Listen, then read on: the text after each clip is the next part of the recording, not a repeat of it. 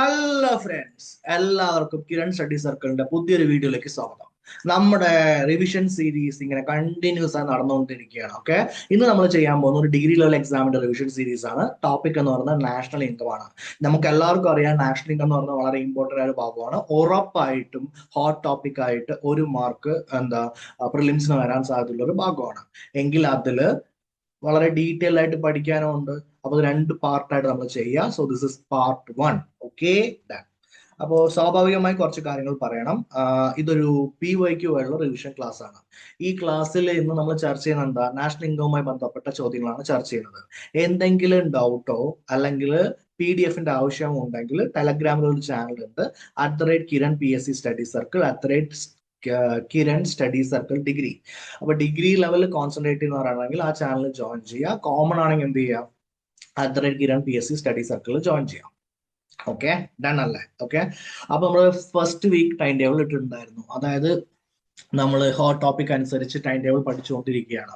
അപ്പൊ അതിൽ national income ഉണ്ടായിരുന്നില്ലേ, ആ നാഷണൽ ഇൻകം നമ്മൾ പഠിച്ചു. ആ പഠിച്ച നമുക്ക് എന്ത് ചെയ്യണം, റിവൈസ് ചെയ്യണമല്ലോ. അപ്പൊ റിവൈസ് ആണ് നമ്മൾ ചെയ്യാൻ വേണ്ടി പോകുന്നത്. ഓക്കെ, എങ്കിൽ നമുക്ക് ഒരു ക്വസ്റ്റ്യനിലൂടെ എന്ത് ചെയ്യാം, റിവിഷൻ സ്റ്റാർട്ട് ചെയ്യാം. ആ ക്വസ്റ്റ്യനിലൂടെ തന്നെ റിവിഷൻ സ്റ്റാർട്ട് ചെയ്യാൻ പോകുന്നത്. Okay, the principal features of national income committee report in 1954 വർ. 1954 ഒരു എന്താ പറയാ നാഷണൽ ഇൻകം കമ്മിറ്റി ഉണ്ടായിരുന്നു. അതിന്റെ റിപ്പോർട്ട് കൊടുത്തിട്ടുണ്ടായിരുന്നു. ആ റിപ്പോർട്ടിന്റെ പ്രിൻസിപ്പൽ ഫീച്ചേഴ്സ്, പ്രധാനപ്പെട്ട ഫീച്ചേഴ്സ് എന്തൊക്കെയാണെന്നാണ് ചോദ്യം. ഒന്ന്, during 1950-51 agriculture contributed nearly half of the national income. അതായത് 1950-51 അഗ്രികൾച്ചർ എന്ത് ചെയ്തു, നാഷണൽ ഇൻകത്തിന്റെ ഏകദേശം ഹാഫ് എന്താണ് കോൺട്രിബ്യൂട്ട് ചെയ്തിട്ടുണ്ട്. രണ്ട്, mining, manufacturing and handicraft contributed about 1/4 of the national income. Mining, manufacturing, handicraft എന്ന് പറയുന്ന മൂന്ന് മേഖലകൾ നാഷണൽ ഇൻകത്തിന്റെ 1/4, അതായത് ഏകദേശം 25% അതിട്ടുണ്ട് കോൺട്രിബ്യൂട്ട് ചെയ്തിട്ടുണ്ട്. മൂന്ന്, commerce, transport and communication accounted for a little more than 1/6 of total national income. അപ്പം നാഷണൽ ഇൻകത്തിന്റെ ഒരു 1/6, ഏകദേശം ഒരു 16%, okay, commerce, transport and communication കൊടുത്തിട്ടുണ്ടാണ് പറയുന്നത്. നാല്, other services such as professions and liberal arts, administrative services, domestic services and house property accounted for about 15% of the national income.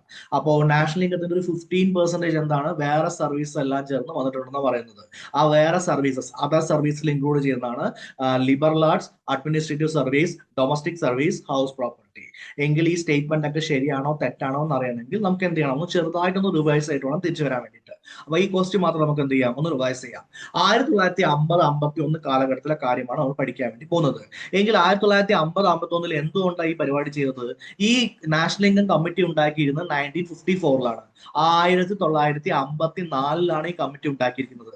എങ്കിൽ നമുക്ക് എല്ലാവർക്കും അറിയാം, പഞ്ചവത്സരതി സ്റ്റാർട്ട് ചെയ്യാൻ പോകുന്നത് 1951-ലാണ്.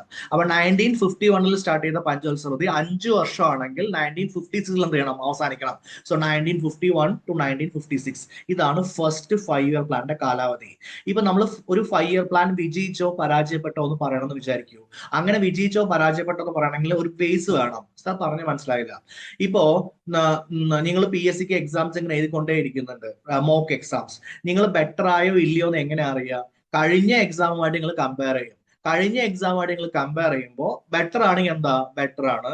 കഴിഞ്ഞ എക്സാമായിട്ട് കമ്പയർ ചെയ്യുമ്പോൾ മോശമാണെങ്കിൽ എന്താ, മോശമാണ്. അപ്പൊ എന്തിനോട് ഒന്നിനെ കമ്പയർ ആയിട്ട് വേണം ബെറ്റർ ആണോ മോശമാണോ എന്ന് പറയാൻ വേണ്ടിയിട്ട്. ഇത്രയും കാര്യം ഓക്കെ അല്ലേ? എങ്കിൽ 1956 നമ്മൾ പദ്ധതി വിജയിച്ചോ പരാജയപ്പെട്ടോ എന്ന് പറയണം. അപ്പൊ ബേസ് ഇയർ എന്താ, ഒരു 50-51.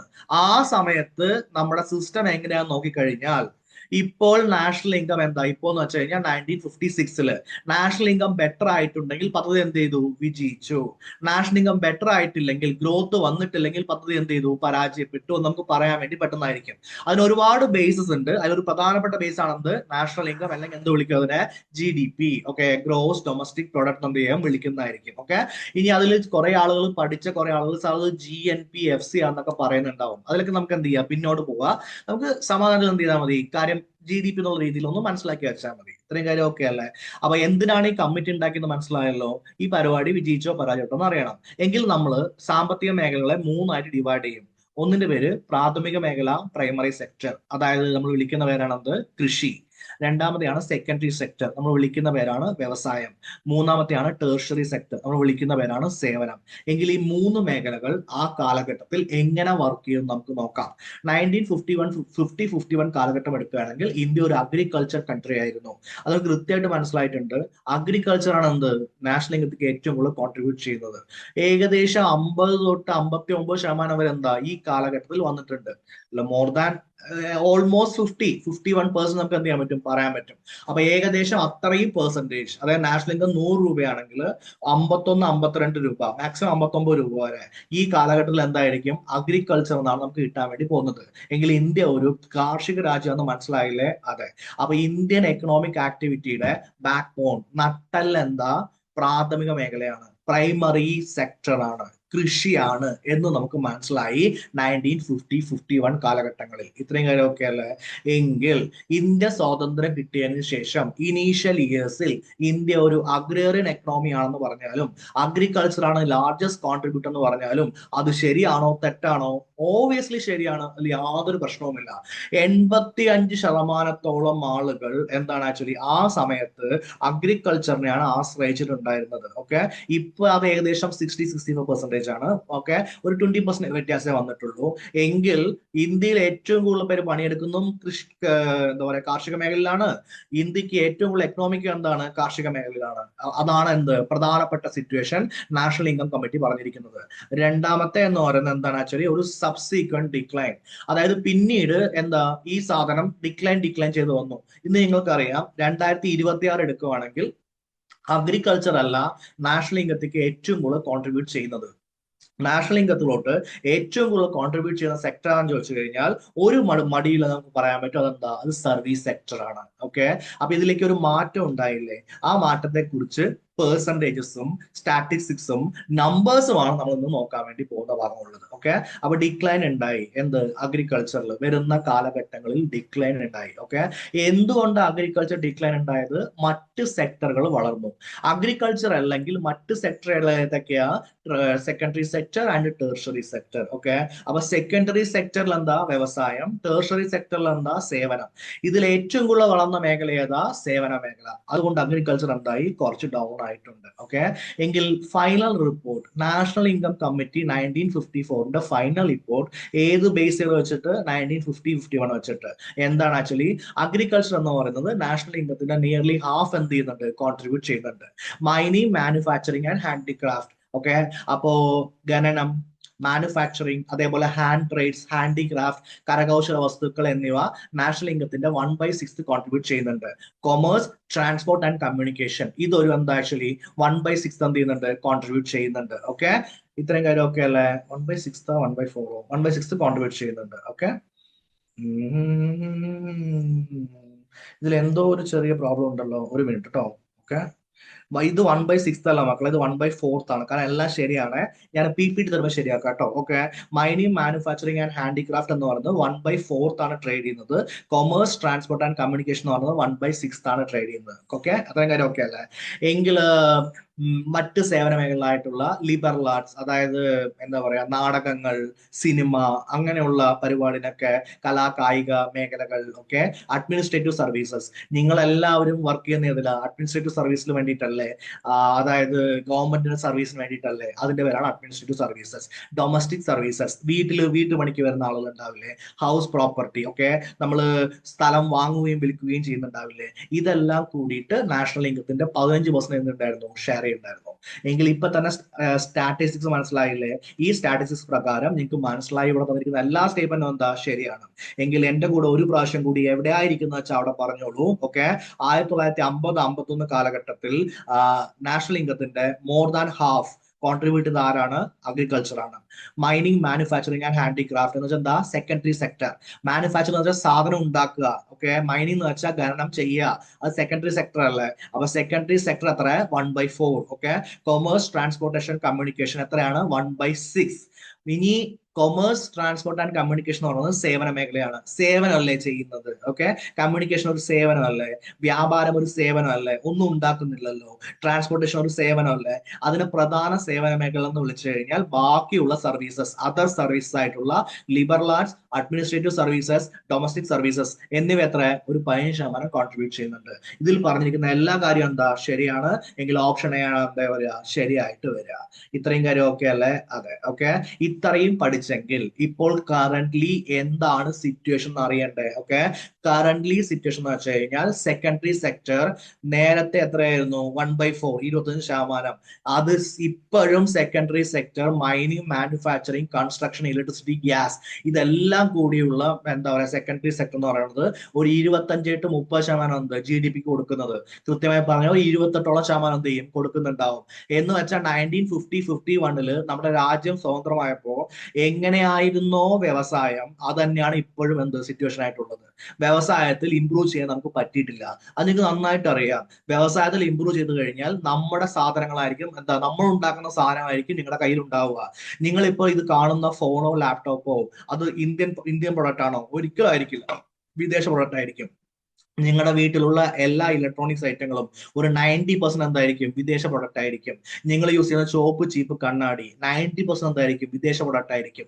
ഇവിടെ സാധനങ്ങൾ ഉണ്ടാക്കുന്നില്ല. ഓക്കെ, അതൊരു ഇന്ത്യയുടെ എന്താ വലിയൊരു പ്രശ്നബാധിത മേഖലയാണ്. അപ്പൊ സെക്കൻഡറി സെക്ടർ 1951 എങ്ങനെയായിരുന്നോ അതേപോലെ തന്നെയാണ് 2026 ഉള്ളത്. ഓക്കെ, സർവീസ് സെക്ടർ നേരത്തെ മെയിൻ സർവീസ് സെക്ടർ 1/6 ആയിരുന്നെങ്കിൽ, ഒരു 16% ആയിരുന്നെങ്കിൽ ഇപ്പൊ എന്തായി? അത് 50%ത്തിലേക്ക് കുതിച്ചുയർന്നു.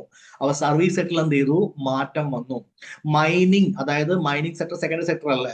മൈനിങ് മാത്രമായിട്ട് 2-2.5% എന്ത് ചെയ്യുന്നുണ്ട്? GDP കൊടുക്കുന്നുണ്ട്.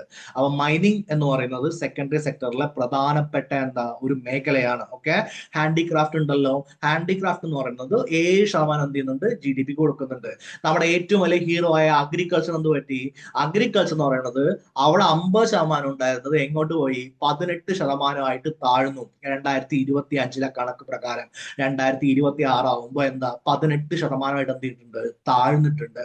എങ്കിൽ ഏതാണ് ഉയർന്നത്? സേവന മേഖല, സർവീസ് മേഖല. ഏതാണ് താഴ്ന്നത്? അഗ്രികൾച്ചർ. അഗ്രികൾച്ചറിൽ എന്താണോ താഴ്ന്നത് അത് എവിടെ പിടിച്ചു? സേവന മേഖലയിൽ പിടിച്ചു. സെക്കൻഡറി സെക്ടർ എങ്ങനെയാ?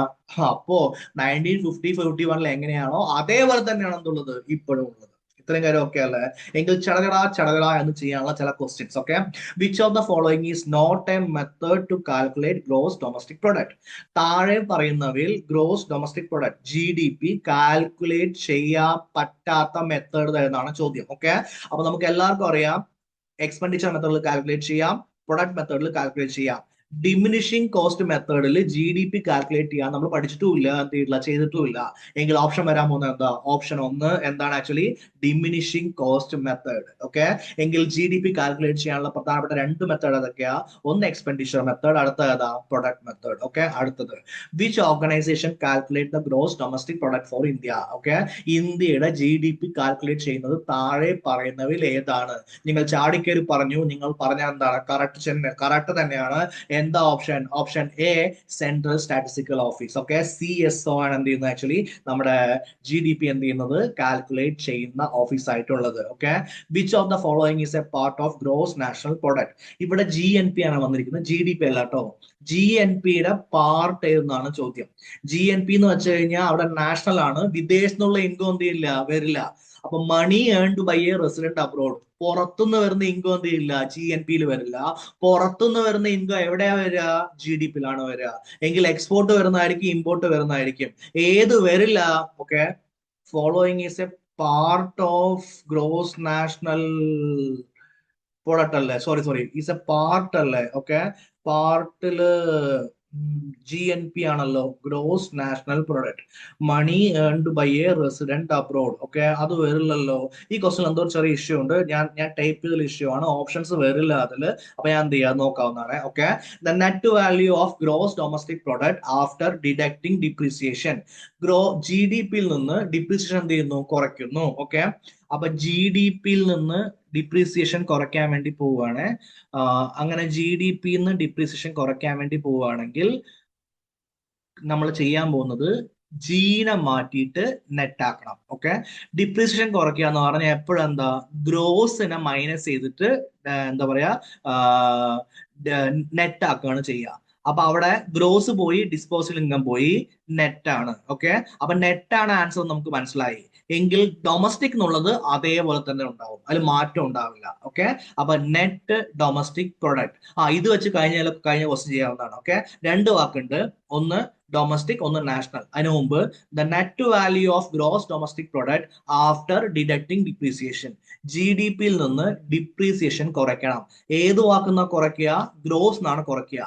ഗ്രോസ് എന്ന് കുറച്ചതിന് ശേഷം എന്താക്കിയിട്ട് എഴുതുക? നെറ്റ് എന്ന് എഴുതുക. ഓക്കെ, ബാക്കിയുള്ളത് അതേപോലെ എന്ത് ചെയ്യണം? എഴുതണം. അപ്പൊ നെറ്റ് ഡൊമസ്റ്റിക് പ്രൊഡക്റ്റ്, ഇതാണ് ആൻസർ ആയിട്ട് വരാൻ വേണ്ടി പോകുന്നത്. എങ്കിൽ അവിടെ രണ്ട് വാക്കില്ലേ, ഒന്ന് ഡൊമസ്റ്റിക്, രണ്ടാമത്തെ എന്താ? നാഷണൽ. ഡൊമസ്റ്റിക് എന്ന് വെച്ച് കഴിഞ്ഞാൽ ഇന്ത്യയുടെ പുസ്തകത്താളുകളിൽ നിന്ന് നമ്മൾ പഠിച്ച എന്താ? ഇന്ത്യയുടെ ലൈനിന്റെ ആഭ്യന്തര അതിർത്തിയിൽ ഉത്പാദിപ്പിക്കുന്ന പ്രൊഡക്റ്റ്. നാഷണൽ എന്ന് വെച്ചാൽ എന്താ? അതിൽ പുറത്തുനിന്നുള്ളത് വരും. അവിടെ ക്വസ്റ്റ്യൻ തെറ്റൊന്നുമില്ല, ഞാൻ എക്സ്പ്ലെയിൻ ചെയ്തത് തെറ്റാണ്. ഗ്രോസ് നാഷണൽ പ്രൊഡക്റ്റ് ആണ്. അപ്പൊ പുറത്തുനിന്നുള്ള ഇൻകം എന്ത് ചെയ്യും? വരുന്നതായിരിക്കും money earned by a resident abroad. അപ്പൊ എക്സ്പോർട്ട് വരും, ഇമ്പോർട്ട് വരും, money earned by a resident abroad വരും. എല്ലാം എന്തിൽ വരുന്നതായിരിക്കും? ജി എൻ പിയിൽ വരുന്നതായിരിക്കും. സോറി, ക്വസ്റ്റ്യനിൽ തെറ്റൊന്നുമില്ല. ഓക്കെ, അപ്പൊ ഓപ്ഷൻ 4 ആണ് എന്ത്? ആൻസർ ആയിട്ട് വരുന്നത്. ഇത്രയും കാര്യം ഓക്കെ അല്ലേ? ഡിപ്രീസിയേഷൻ കുറയ്ക്കാൻ പറഞ്ഞു കഴിഞ്ഞാൽ ഗ്രോസിനെ നെറ്റ് ആക്കണമെന്നും ബാക്കിയുള്ള കാര്യങ്ങൾ അതേപോലെ എഴുതണമെന്നും മനസ്സിലായല്ലോ. ഓക്കെ, അടുത്തത്, when depreciation is deducted from gross national product the net value is. ഞാൻ എന്താ പറഞ്ഞത്? ഡിപ്രീസിയേഷൻ ആണ് കുറയ്ക്കാൻ വേണ്ടി പോകുന്നത്. ഗ്രോസിനെ എന്താക്കുക? നെറ്റ് ആക്കുക. ബാക്കിയുള്ളത് അതേപോലെ എഴുതുക. അപ്പൊ ഗ്രോസിനെ നെറ്റ് ആക്കി, നെറ്റ്. ബാക്കിയുള്ളത് അതേപോലെ എഴുതി കഴിഞ്ഞാൽ നാഷണൽ പ്രൊഡക്റ്റ്. അപ്പൊ ഓപ്ഷൻ 2 എന്ത് വരുന്നതായിരിക്കും? ആൻസർ വരുന്നതായിരിക്കും. അടുത്തത്, the average income of A country is known as. Okay, ഒരു കൺട്രിയുടെ ആവറേജ് ഇൻകം. ആവറേജ് എങ്ങനെ കണക്കാക്കുക? ആകെ തുക ഡിവൈഡഡ് ബൈ നമ്പർ. ഇതല്ലേ ആവറേജ് എന്ന് പറയുന്നത്. അപ്പൊ ആകെ തുക എന്താ? ഇന്ത്യയുടെ ജി ഡി പി അല്ലെങ്കിൽ നാഷണൽ ഇൻകം. ഓക്കെ, നമ്പർ എന്താ? ഇന്ത്യയുടെ ജനസംഖ്യ. അപ്പൊ ആകെ തുക, മൊത്തം ജി ഡി പിയെ എന്ത് ചെയ്യണം? മൊത്തം നാഷണൽ ഇൻകത്തിന് ഡിവൈഡഡ് ബൈ എന്തായിരിക്കും? നമ്മുടെ എന്ത് കണ്ടുപിടിച്ചു? അതിന്റെ പേരെന്തായിരുന്നു? ജനസംഖ്യ കൊണ്ട് ഡിവൈഡ് ചെയ്ത ആവറേജ് കിട്ടുന്നതായിരിക്കും. അതിന്റെ പേരാണ് പെർ ക്യാപിറ്റ ഇൻകം. അപ്പൊ ഓപ്ഷൻ 2 ടിക്ക് ചെയ്യുന്നു, ഓപ്ഷൻ ബി ടിക്ക് ചെയ്യുന്നു, എന്ത് വരുന്നു? ആൻസർ വരുന്നു. Okay, which of the following is A method of measuring national income. National income measure ചെയ്യാനുള്ള രണ്ട് മെത്തേഡ്. ഓൾറെഡി നമ്മൾ എക്സ്പെൻഡിച്ചർ മെത്തേഡും പ്രൊഡക്റ്റ് മെത്തേഡും ശരിയാണെന്ന് പറഞ്ഞായിരുന്നു. ഇപ്പോൾ നോക്കാൻ പോകുന്ന മെത്തേഡിന്റെ പേരാണ് ഇൻകം മെത്തേഡ്. അപ്പൊ expenditure method, income method and product method, മുകളിൽ പറഞ്ഞിരിക്കുന്ന എല്ലാം എന്തായിരിക്കും? നാഷണൽ ഇൻകം മെഷർ ചെയ്യാൻ വേണ്ടി ഉപയോഗിക്കാൻ പറ്റുന്ന സംഭവമാണ്. ഓപ്ഷൻ ഡി എന്ത് വരുന്നു? ആൻസർ വരുന്നു. ഓക്കെ, അടുത്തത്, the calculation of national income at market price is called. National ഇൻകത്തിന് എന്ത് ചെയ്യണം? മാർക്കറ്റ് പ്രൈസിൽ കാൽക്കുലേറ്റ് ചെയ്യണം. അപ്പൊ national income at M P ആണ്. രണ്ട് രീതിയിൽ നാഷണൽ ഇൻകം കാൽക്കുലേറ്റ് ചെയ്യാം. ഒന്നിന്റെ പേര് മാർക്കറ്റ് പ്രൈസ്, ഒന്നിന്റെ പേര് ഫാക്ടർ കോസ്റ്റ്. അത് ഫാക്ടർ കോസ്റ്റ് ആണെങ്കിൽ നമ്മൾ പറയുക എന്താ? ഫാക്ടറി കോസ്റ്റ് എന്നാണ് പറയാ. ഫാക്ടറി കോസ്റ്റ് എന്ന് പറയാനുള്ള കാരണം എന്താ? അത് ഫാക്ടറിയിൽ ഉണ്ടാക്കുന്ന വില. മാർക്കറ്റ് പ്രൈസ് എന്ന് വെച്ചാൽ എന്താ? മാർക്കറ്റിൽ വിൽക്കുന്ന വില. ഇങ്ങനെയാണ് സിമ്പിൾ ആയിട്ട് നമ്മൾ കാര്യം മനസ്സിലാക്കാൻ വേണ്ടി പോകുന്നത്. ഓക്കെ, എങ്കിൽ അത് നോൺ മോണിറ്ററി ഇൻകം ആണോ, മണി ഇൻകം ആണോ, അതോ റിയൽ ഇൻകം ആണോ നോക്കേണ്ടത്. അത് ഓപ്ഷൻ എപ്പോഴും എന്തായിരിക്കും? മണി ഇൻകം ആയിരിക്കും. അത് റിയൽ ഇൻകം അല്ല. റിയൽ ഇൻകം എന്ന് വെച്ച് കഴിഞ്ഞാൽ ഫാക്ടറിയിൽ ഉണ്ടാക്കുന്ന പ്രൈസ് ആണ് റിയൽ ഇൻകം. മണി ഇൻകം എന്ന് വെച്ച് കഴിഞ്ഞാൽ മാർക്കറ്റിൽ കൊടുക്കുന്ന പ്രൈസ് ആണ്. ഈ മാർക്കറ്റിൽ കൊടുക്കുന്ന പ്രൈസസിൽ ടാക്സസ് ഇൻവോൾവ് ആയിരിക്കും, അവരുടെ ലാഭം ഇൻവോൾവ് ആയിരിക്കും. അതൊന്നും നമുക്ക് എന്തിൽ എടുക്കാൻ പറ്റില്ല? നമ്മുടെ നാഷണൽ ഇൻകത്തിൽ എടുക്കാൻ വേണ്ടി പറ്റില്ല. അതുകൊണ്ട് മാർക്കറ്റ് പ്രൈസസിലുള്ളത് മണി ഇൻകവും, ഓക്കെ, ഫാക്ടർ കോസ്റ്റിലുള്ളത് റിയൽ ഇൻകവും ആയിരിക്കും. അത്രയും കാര്യം ഓക്കെ അല്ലേ? അതെ. Transfer payments refer to the payments that are made. Transfer payment ആണ്. ഓക്കെ, അപ്പൊ ഒരു പേയ്മെന്റ് എന്ത് ചെയ്യാൻ പോവാണ്? ട്രാൻസ്ഫർ പേയ്മെന്റ് ചെയ്യാൻ വേണ്ടി പോവാണ്. ഇത് എന്താണ് ട്രാൻസ്ഫർ പേയ്മെന്റ്? എന്ത് എന്നാണ് ചോദ്യമുള്ളത്. ട്രാൻസ്ഫർ പേയ്മെന്റ് എന്താണെന്ന് വെച്ച് കഴിഞ്ഞാൽ ആസ് കോമ്പൻസേഷൻ ടു എംപ്ലോയീസ്. എംപ്ലോയീസിനുള്ള കോമ്പൻസേഷൻ ആണോ? Without any exchange of goods and services. ഒരു സാധനമോ സേവനമോ എക്സ്ചേഞ്ച് ചെയ്യാതുള്ള പേയ്മെന്റ് ആണോ? To workers on transfer from one job to another. വർക്കറിനെ ഒരു ജോബിൽ നിന്ന് അടുത്ത ജോബിലേക്ക് ട്രാൻസ്ഫർ ചെയ്യുമ്പോൾ സംഭവമാണോ? അതോ മോളിൽ പറഞ്ഞല്ല ഇല്ലാത്തത് എന്തെങ്കിലും ആണോ? ഓക്കെ, ഇതിൽ ഓപ്ഷൻസ് കണ്ടാൽ തന്നെ നിങ്ങൾക്ക് അറിയാം. ഓപ്ഷൻ 2 ആണ് എന്ത് വരിക? ആൻസർ ആയിട്ട് വരിക. ഇനി ട്രാൻസ്ഫർ പേയ്മെന്റ് എന്താന്ന് നമുക്കൊന്ന് നോക്കാം. ട്രാൻസ്ഫർ പേയ്മെന്റ് എന്ന് വെച്ച് കഴിഞ്ഞാൽ ഒരു ഗവൺമെന്റ് എന്താണ് ആക്ച്വലി കുറച്ച് പൈസ പാവപ്പെട്ടവർക്കോ അല്ലെങ്കിൽ എന്താ അർഹരായവർക്കോ കൊടുക്കുന്ന ഒരു പരിപാടിയെ വിളിക്കുന്ന പേരാണ് ട്രാൻസ്ഫർ പേയ്മെന്റ്. സിമ്പിൾ ആയി പറയുകയാണെങ്കിൽ നിങ്ങളുടെ വീട്ടിൽ ഒരു മുതിർന്ന വ്യക്തി ഉണ്ടെങ്കിൽ, ഒരു വയസ്സായ വ്യക്തി ഉണ്ടെങ്കിൽ അവർക്ക് മാസം മാസം ഒരു 1600 രൂപ, ഇപ്പൊ 2000 രൂപ ഉണ്ടല്ലോ അല്ലെ, ഒരു 2000 രൂപ എന്ത് വരുന്നതായിരിക്കും, എന്തായാലും പേരെന്താ, പെൻഷൻ വരുന്നതായിരിക്കും. അത് ഈ വയസ്സായവര് എന്തെങ്കിലും ഒരു സാധനം വിറ്റതുകൊണ്ട് കിട്ടിയതാണോ? അല്ല. എന്തെങ്കിലും ഒരു സേവനം ചെയ്തുകൊണ്ട് കിട്ടിയതാണോ? അല്ല. അവര് വീട്ടിൽ വെറുതെ ഇരുന്ന അവരുടെ കയ്യിൽ 2000 രൂപ കിട്ടില്ലേ, അതിനെ വിളിക്കുന്ന പേരാണ് ട്രാൻസ്ഫർ പേയ്മെന്റ്. നമുക്ക് എന്തെങ്കിലും ഒരു സാധനമോ സേവനമോ ഒക്കെ വിൽക്കണം, എന്നാൽ നമുക്ക് എന്ത് കിട്ടുള്ളൂ? പൈസ കിട്ടുള്ളൂ. ഇപ്പൊ ഞാനൊരു പഠിപ്പിക്കുന്ന അധ്യാപനല്ലേ, അപ്പൊ ഞാൻ വിൽക്കാൻ പോകുന്ന സാധനം എന്താ? ഞാൻ ഈ പഠിപ്പിക്കുന്ന ഈ അറിവ്, ഇത് ഞാനൊരു ഇൻസ്റ്റിറ്റ്യൂട്ടിൽ പോയിട്ട് എന്ത് ചെയ്യുന്നതായിരിക്കും? കൊടുക്കുന്നതായിരിക്കും. അതിന് അവർ എന്ത് ചെയ്യും? എനിക്ക് പേയ്മെന്റ് തരും. അതാണ് സർവീസസ്. ഞാനൊരു വാച്ച് വിൽപ്പനക്കാരനാണ്, ഞാൻ വാച്ച് വിൽക്കുന്നു, പകരം എന്ത് ചെയ്യുന്നു? പൈസ കിട്ടുന്നു. പക്ഷെ ട്രാൻസ്ഫർ പേയ്മെന്റ്സ് അങ്ങനെയല്ല. ട്രാൻസ്ഫർ പേയ്മെന്റ്സ് പറഞ്ഞ അർത്ഥം എന്താ? വീട്ടിൽ വെറുതെ ഇരിക്കുന്നു, എന്ത് ചെയ്യുന്നു? പൈസ കിട്ടുന്നു. സോ വെറുതെ ഇരിക്കുന്നു, പൈസ കിട്ടുന്നു. ഇപ്പൊ സ്ത്രീകൾക്ക് 35 to 60 വയസ്സുള്ള സ്ത്രീകൾക്ക് 1000 രൂപ കൊടുക്കുന്നില്ലേ? ഓക്കെ. അതേപോലെ എന്താണ്, തൊഴിലില്ലായ്മ വേതനമില്ലേ? അതേപോലെ വികലാംഗ പെൻഷൻ ഇല്ലേ? അതേപോലെ എന്താ പറയാ, വളരെ കൂലങ്കഷമായിട്ടല്ല, വളരെ എന്താ പറയാ, പ്രോബ്ലമാറ്റിക് ആയിട്ടുള്ള രോഗങ്ങളുള്ളവർക്ക്, ക്യാൻസർ, എയ്ഡ്സ് അങ്ങനെയുള്ള രോഗങ്ങൾക്കുള്ളവർക്ക് ചികിത്സ ഫ്രീ ആയിട്ട് കൊടുക്കാനും പൈസ കൊടുക്കാനുള്ള സംവിധാനം ഇല്ലേ? മനസ്സിലായി എന്താ പറയുന്നത്, മനസ്സിലായി. ഓക്കെ അല്ല, അടുത്ത ക്വസ്റ്റ്യനിലേക്ക് പോ. കിട്ടി. ഓക്കെ, നിങ്ങൾ പറഞ്ഞ കിട്ടി, നോ പ്രോബ്ലം. അപ്പൊ അതിനെ വിളിക്കുന്ന പേരാണ് transfer payment. So without any exchange of goods and services. ഇത്രയും കാര്യം ഒക്കെ ആണല്ലോ. Which of the following is not part of national income? National ഇൻകത്തിന്റെ പാർട്ട് അല്ലാത്തത് ഏതെന്നാണ് ചോദ്യം. ഓക്കെ, അത് അൺഡിസ്ട്രിബ്യൂട്ടഡ് പ്രോഫിറ്റ് ആണോ? The payment made by the household to the firm for purchasing goods and services ആണോ? ഇൻകം ഫ്രം ഗവൺമെന്റ് എക്സ്പെൻഡിച്ചർ ആണോ? Interest on unproductive national ഡെപ്റ്റ് ആണോ? ഇതിൽ ഇത്രയും സിമ്പിൾ ആയിട്ടുള്ള ക്വസ്റ്റ്യൻ നമ്മൾ കണ്ടിട്ടേ ഇല്ല. ഓക്കെ അല്ലെ? അൺപ്രൊഡക്റ്റീവ് നാഷണൽ ഡെപ്റ്റ് എന്ന് പറഞ്ഞാൽ എന്താ? ഒന്ന് കടം. ഓക്കെ, ആ കടം വാങ്ങിയിരിക്കുന്ന എന്താണ്? അൺപ്രൊഡക്റ്റീവ് ആണ്. അതിന്റെ ഇൻട്രസ്റ്റ് എന്ന് പറയുന്നത് നാഷണൽ ഇൻകം അല്ലല്ലോ. ഓക്കെ, നമ്മൾ എന്ത് ചെയ്യണം? അത് പൈസ കൊടുക്കണ്ടേ? അത് അൺപ്രൊഡക്റ്റീവ് ആണ്. വെറും കടം എടുത്തിട്ട് വല്ല റോഡ് ഉണ്ടാക്കുകയാണെങ്കിൽ എന്താ? അതുകൂടി കുഴപ്പമില്ല. ഇത് കടം എടുത്ത് റോഡ് ഉണ്ടാക്കുകയല്ല, എന്താ ചെയ്യുന്നത്? ആകെ പ്രോബ്ലം ക്രിയേറ്റ് ചെയ്യണം. അതിന്റെ പുറത്ത് എന്ത് ചെയ്യണം? അതിന്റെ പൈസയും പോയി, എന്താ പറയുക, ഇൻട്രസ്റ്റും കൊടുക്കണം. അങ്ങനെയെങ്കിൽ അത് എങ്ങനെയാണ് നാഷണൽ ഇൻകത്തിന്റെ പാർട്ടായിട്ട് വരിക? ഓക്കെ, അപ്പൊ ഓപ്ഷൻ 4 ആണ് എന്ത് വരിക? ആൻസർ ആയിട്ട് വരിക. എങ്കിൽ ഒന്നാമത്തെ അൺഡിസ്ട്രിബ്യൂട്ടഡ് പ്രോഫിറ്റ്. ഓക്കെ, ഡിസ്ട്രിബ്യൂട്ട് ചെയ്യപ്പെടാത്ത എന്ത്? ലാഭം. രണ്ടാമത്തെ the payment made by the household to the firm for purchasing goods and services. Okay, അതായത് വീട്ടിൽ നിന്ന് എന്താ സാധനവും സേവനവും വാങ്ങാൻ വേണ്ടി അവരെടുക്കുന്ന പൈസ. നിങ്ങൾ ഒരു സിനിമയ്ക്ക് പോയി കഴിഞ്ഞാൽ സർവീസിന് കൊടുക്കുന്ന പൈസ. നിങ്ങൾ ഒരു വാച്ച് വാങ്ങിക്കഴിഞ്ഞാൽ എന്താ പറയുക, സാധനത്തിന് കൊടുക്കുന്ന പൈസ. അത് എന്തിൽ വരുന്നതായിരിക്കും? നാഷണൽ ഇൻകത്തിൽ വരുന്നതായിരിക്കും. Income from government expenditure. Government expenditure നിന്ന് കിട്ടുന്ന ഇൻകം. ഗവൺമെന്റ് എന്ത് ക്രിയേറ്റ് ചെയ്തു? എന്താ ക്രിയേറ്റ് ചെയ്യുക? ഓക്കെ, ഗവൺമെന്റ് ഒരു വലിയ ബിൽഡിംഗ് ക്രിയേറ്റ് ചെയ്തു, എന്നിട്ട് എന്ത് ചെയ്തു? വാടകയ്ക്ക് കൊടുത്തു. എങ്കിൽ ഗവൺമെന്റ് എക്സ്പെൻഡിച്ചർ ചെയ്തില്ലേ? അത് വാടകയ്ക്ക് കൊടുത്തില്ലേ? അപ്പൊ ഒരു പൈസ കിട്ടിയില്ലേ? അതിന്റെ പേരാണ് ഇൻകം ഫ്രം ഗവൺമെന്റ് എക്സ്പെൻഡിച്ചർ. ഇതെല്ലാം അതിൽ വരുന്നതായിരിക്കും? നാഷണൽ ഇൻകത്തിൽ വരുന്നതായിരിക്കും. നാലാമത്തെ എന്ത് ചെയ്യില്ല? നാഷണൽ ഇൻകത്തിൽ വരില്ല. Next question. Net national product at factor cost is also known as NNPFC. അപ്പൊ രണ്ട് കോസ്റ്റ് ഉണ്ട്, ഒന്ന് മാർക്കറ്റ് പ്രൈസ്, ഒന്ന് ഫാക്ടർ കോസ്റ്റ്. അറിയാൻ വേണ്ടി നമ്മൾ എപ്പോഴും പറയാം, മാർക്കറ്റ് പ്രൈസ് എന്ന് വെച്ച് കഴിഞ്ഞാൽ കടയിൽ നിന്ന് വാങ്ങുന്ന വില, ഫാക്ടർ കോസ്റ്റ് എന്ന് വെച്ചാൽ ഫാക്ടറിയിൽ ഉണ്ടാകുന്ന വില. NNPFC ആണ്. NNPFC വിളിക്കുന്ന പേരാണ്, ഉറപ്പിച്ച് പറയാൻ എന്താ? That is national income. അപ്പൊ നാഷണൽ ഇൻകം എന്ന് വെച്ചാൽ എന്താ? അത് NNPFC ആണ്. ഇയാൾ കുറെ നേരമായിട്ട് GDP എന്ന് പറയുന്നുണ്ടായിരുന്നല്ലോ എന്റെ മക്കളെ. അതല്ല, നമ്മൾ പറയുമ്പോൾ കാൽക്കുലേറ്റ് ചെയ്യാൻ വേണ്ടി എന്താ? GDP അല്ലേ പറയാ. പക്ഷെ നാഷണൽ ഇൻകം പഠിക്കുന്ന നമുക്ക് എല്ലാവർക്കും അറിയാം എന്താ? NNPFC ആണ് എന്ത്? നാഷണൽ ഇൻകം എന്ന്. അതാണ് ഞാൻ നേരത്തെ പറഞ്ഞത്. NNPFC ആണ് നാഷണൽ ഇൻകം നിങ്ങൾ പറയും, പക്ഷെ നമ്മൾ അറിയാൻ വേണ്ടി എന്ത് ചെയ്യുന്നു? എളുപ്പത്തിന് വേണ്ടി GDP എന്ന് പറയുമ്പോൾ പറഞ്ഞാണ്. ഓക്കെ അല്ലെ? ഇനി അതിന്റെ പേരിൽ ടെൻഷൻ അടിക്കണ്ട. അത്രയും കാര്യം ഓക്കെ അല്ലേ? ഓപ്ഷൻ 2 എന്താ? ആൻസർ ആയിട്ട് വരും. Which sector in the economy is the largest contributor to gross national product? Okay, താഴെ പറയുന്നവയിൽ ഏതാണ് എന്ത്? Largest contributor. അത് 1950 ഒന്നും പറഞ്ഞിട്ടില്ല. നമുക്ക് ഉറപ്പിച്ച് പറയാം ഏതാണ്? Tertiary sector. ഏകദേശം 50 to 60% ആരാ കൊടുക്കുന്നത്? ടെർഷറി സെക്ടർ ആണ് കൊടുക്കുന്നത്. അതിൽ യാതൊരു കുഴപ്പമില്ലല്ലോ. ഓക്കെ, അപ്പൊ എന്റെ ചോദ്യം, പ്രൈമറി സെക്ടർ 50% ഉണ്ടായിരുന്നത് എപ്പോഴായിരുന്നു? 1950-51.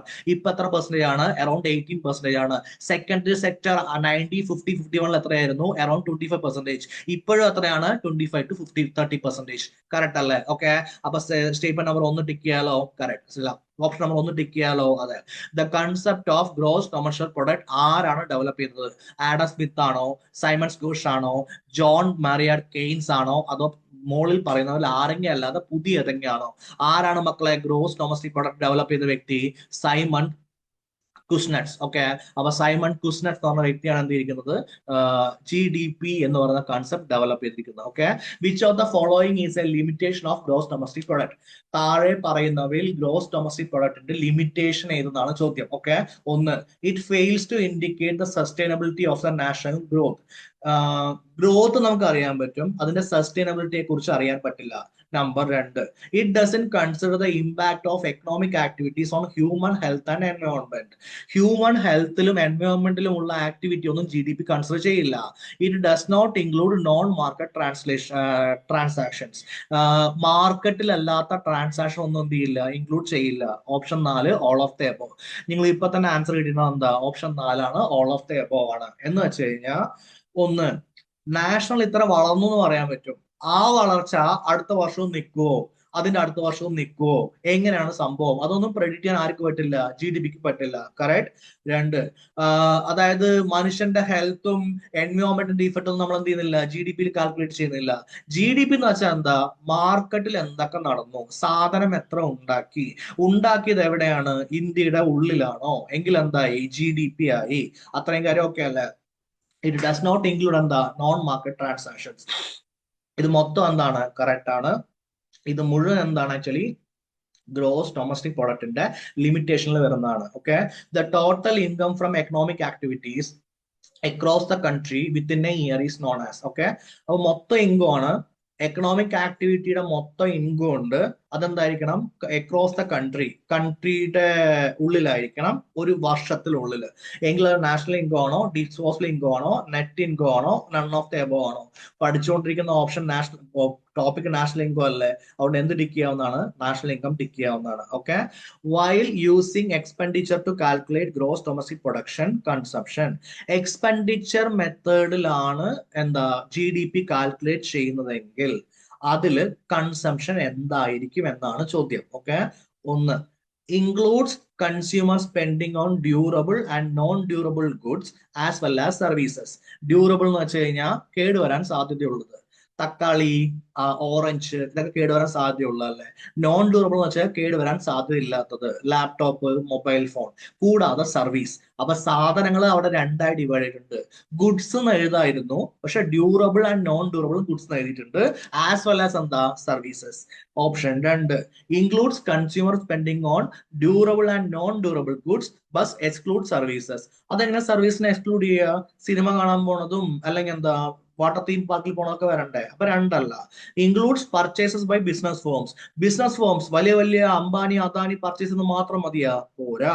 അപ്പൊ നമ്പർ 1 ആണെന്ന് വരുന്നത് ശരിയായിട്ട് വരാൻ വേണ്ടി പോണത്. ഇത്രയും കാര്യം ഓക്കെ അല്ലേ? അതെ. Which of the following is not a part of gross domestic product? Gross domestic പ്രൊഡക്റ്റിന്റെ പാർട്ട് അല്ലാത്തത് ഏതെന്നാണ് ചോദ്യം. ഓക്കെ, എന്താ പറയാ, life expectancy, public education, national defence. Okay, ഇതിൽ ഏതാണ് പാർട്ട് അല്ലാത്തത് എന്നാണ് ചോദ്യമായിട്ടുള്ളത്. ഓക്കെ, ഓബിയസ്ലി നമുക്ക് ആൻസർ പറയാൻ പറ്റും എന്താ? Life expectancy. Gross domestic product calculate ചെയ്തിട്ട് ഒരാൾ എത്ര വർഷം ജീവിക്കുന്നു നമുക്ക് കാൽക്കുലേറ്റ് ചെയ്യാൻ പറ്റില്ലല്ലോ. അതിന് ഹെൽത്ത് ഇൻഡെക്സ് നോക്കണ്ടേ? ഓക്കെ, സിമ്പിൾ ക്വസ്റ്റൻ ആണ്. The difference between nominal and real gross domestic product is. Okay, നോമിനലും റിയലും. ഓക്കെ, നേരത്തെ നമ്മൾ നോക്കിയിട്ടുണ്ടായിരുന്നത് എന്താണ് ആക്ച്വലി? എന്തായിരുന്നു? നാഷണലും ഡൊമസ്റ്റിക്കും, അതേപോലെ ഗ്രോസും നെറ്റും. ഇവിടെ നോമിനലും റിയൽ ഗ്രോസ് ഡൊമസ്റ്റിക് പ്രൊഡക്റ്റും ആണ്. Okay, nominal GDP uses price levels for some base year. Nominal GDP uses actual price levels. Real GDP uses services while nominal GDP only considered goods. Real GDP services മാത്രം വെച്ചിട്ട് nominal GDP എന്താ? Goods മാത്രം consider എന്ന് പറയാൻ പറ്റില്ലല്ലോ. രണ്ടിലും എന്തായിരിക്കും? ഇതുണ്ടാവില്ലേ? അപ്പൊ നൺ ഓഫ് ദ എബോവ് അല്ല, നൺ ഓഫ് ദ എബോവ് വരും നോക്കട്ടെ. ഓക്കെ അല്ലേ? Nominal GDP uses actual price levels. Correct. അപ്പൊ നോമിനൽ GDP എന്താ? ആക്ച്വൽ പ്രൈസ് ലെവൽസ് യൂസ് ചെയ്യുന്നതായിരിക്കും. റിയൽ GDP എന്താണ് ആക്ച്വലി? എന്താ? മാർക്കറ്റ് പ്രൈസ് എന്നായിരിക്കും യൂസ് ചെയ്യുന്നതായിരിക്കും. ഇത്രയും കാര്യം ഓക്കെ അല്ലേ? അതെ. അപ്പോ കൂലങ്കഷമായിട്ടുള്ള എന്താ നമ്മുടെ ഒരു ക്ലാസിന്റെ ഒരു ഭാഗം കഴിഞ്ഞു. സർ കുറെ ഈസിയുള്ള ക്വസ്റ്റ്യൻസ് ആയിരുന്നല്ലോ. ഇത് പാർട്ട് 1 അല്ലേ, പാർട്ട് 2 നമ്മൾ ചെയ്യുന്നതായിരിക്കും, ബാക്കി വന്നിട്ടുള്ള എല്ലാ കോഴ്സസും ചെയ്യുന്നതായിരിക്കും. ഓക്കെ, അപ്പോ എല്ലാവർക്കും ടെലഗ്രാം ചാനൽ അറിയാം, @Kiran PSC study circle, @Kiran study circle degree. Okay, ഇതേപോലെ ക്ലാസ്സിൽ വീണ്ടും കാണുന്നവരെ tata, bye bye and take care.